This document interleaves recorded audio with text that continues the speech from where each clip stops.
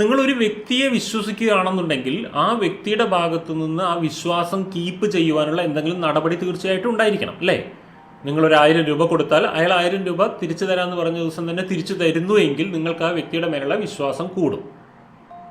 എന്നാൽ ആ സൈഡിൽ നിന്ന് യാതൊരു തരത്തിലുള്ള നേരിട്ടുള്ള ഇടപാടുകളും ഇല്ലാതെയും നമുക്ക് വിശ്വസിക്കാൻ കഴിയുന്നുണ്ടെങ്കിൽ അതിനെ ഫെയ്ത്ത് എന്നാണ് പറയുക. വിശ്വാസത്തിന് പ്രൂഫ് ആവശ്യമില്ലാത്ത അവസ്ഥയിൽ വരുമ്പോൾ അത് ഫെയ്ത്തായി. നമുക്ക് ദൈവത്തിൽ ട്രസ്റ്റ് അല്ല ഉള്ളത്, ഫെയ്ത്താണുള്ളത്, അല്ലേ? ദൈവവിശ്വാസിയെ അയാൾ ഫെയ്ത്താണ് കൊണ്ടു നടക്കുന്നതെന്നല്ലേ പറയുക നമ്മൾ. അതെന്തുകൊണ്ടാണെന്ന് വെച്ചാൽ, ഇപ്പോൾ നിങ്ങളൊരു കാര്യം ദൈവത്തിനോട് പ്രാർത്ഥിച്ചു, അത് പ്രാർത്ഥിച്ച കാര്യം ശരിയാവുമെന്ന് നിങ്ങൾ വിശ്വസിക്കുന്നു, അതിൻ്റെ മേലെ നിങ്ങൾക്ക് ഫെയ്ത്ത് ഉണ്ട്.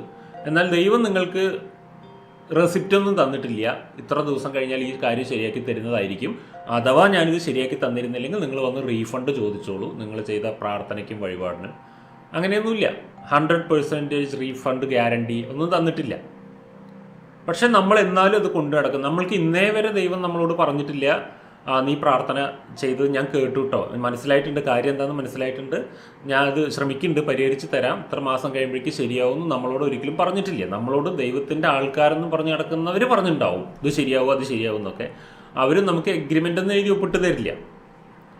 എന്നാലും നമ്മൾക്കത് നമ്മളുടെ ജീവിതത്തെ എളുപ്പമാക്കുന്നുണ്ട് എങ്കിൽ, അതായത് നമ്മൾക്ക് അങ്ങനെ പ്രാർത്ഥിക്കുമ്പോൾ നമ്മുടെ മനസ്സിനകത്ത് ഒരു കോൺഫിഡൻസ് ഡെവലപ്പ് ആവുന്നുണ്ട്, അല്ലെങ്കിൽ നമ്മൾ ദൈവവിശ്വാസങ്ങളോ ചില മന്ത്രങ്ങളോ ഉരുവിടുമ്പോൾ, ഗണപതി ഹോമം ചെയ്തിട്ട് കാര്യം സ്റ്റാർട്ട് ചെയ്യുമ്പോൾ, ഇങ്ങനത്തെ കാര്യങ്ങളിലൊക്കെ, അല്ലെങ്കിൽ ഒന്ന് ജാതകം നോക്കിയിട്ട് കല്യാണം കഴിക്കുമ്പോൾ, ഇങ്ങനത്തെ കാര്യങ്ങളൊക്കെ ചെയ്യുമ്പോൾ നമ്മളുടെ മനസ്സിൽ തന്നെ കുറച്ചൊരു കോൺഫിഡൻസ് നമുക്ക് ബൂസ്റ്റ് ചെയ്ത് തരാൻ ആ കാര്യം കൊണ്ട് സാധിക്കുന്നുണ്ടാവും. ആ ഭാഗത്ത് നിന്ന് ദൈവം എന്ന് പറയുന്ന ആ ഒരു പോയിന്റിൽ നിന്ന് ഒരു തരി പോലും നമുക്ക് യാതൊരു കൺഫർമേഷനും തന്നിട്ടില്ല.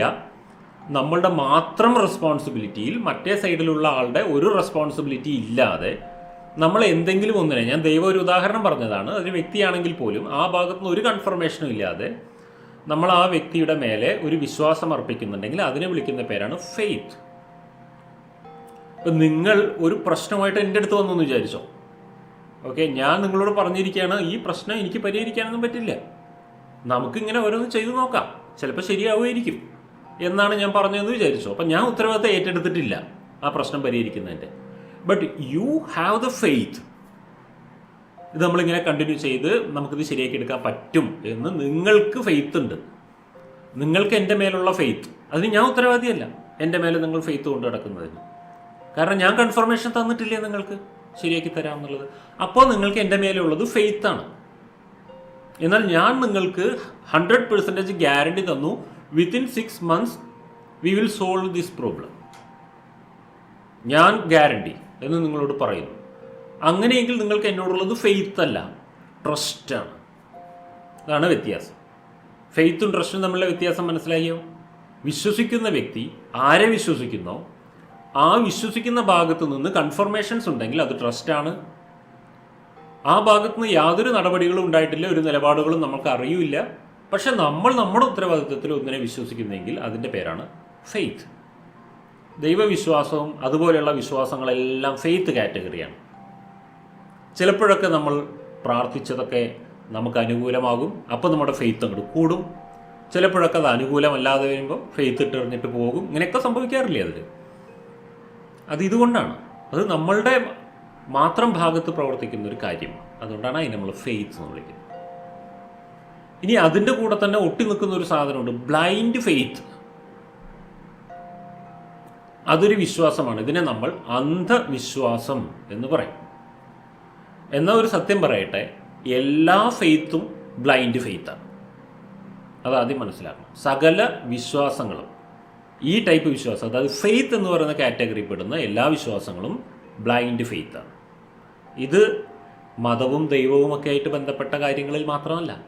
നമ്മളൊരു KSRTC ബസ്സിൽ കയറുകയാണ്, ഓക്കെ, കോഴിക്കോട് നിന്ന് കൊടുങ്ങല്ലൂരിലേക്കുള്ള ബസ്സിൽ കയറിയിരിക്കുകയാണ്.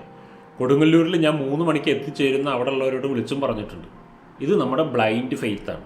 നമുക്ക് ഈ KSRTC ബസ് ഓടിക്കുന്ന ഡ്രൈവർ ആരാന്നറിയില്ല, അയാൾ ഇന്നലെ ഉറങ്ങിയിട്ടുണ്ടോ എന്നറിയില്ല, അയാൾ വീട്ടിൽ വല്ല ബഹളം ഉണ്ടാക്കിയിട്ട് ടെൻഷനായിട്ടാണോ വണ്ടി ഓടിക്കണമെന്ന് അറിയില്ല, അയാൾ കള്ളു കുടിച്ചിട്ടുണ്ടോ നമുക്കറിയില്ല, നമ്മൾ അയാളെ കണ്ടിട്ടില്ല, പരിചയപ്പെട്ടിട്ടില്ല. നിങ്ങൾ എന്നെ അവിടെ എത്തിച്ച് ജീവനോടെ എത്തിക്കുമോ എന്ന് എഗ്രിമെൻ്റ് പേപ്പറൊന്നും എഴുതി ഒപ്പിട്ട് തന്നിട്ടുമില്ല.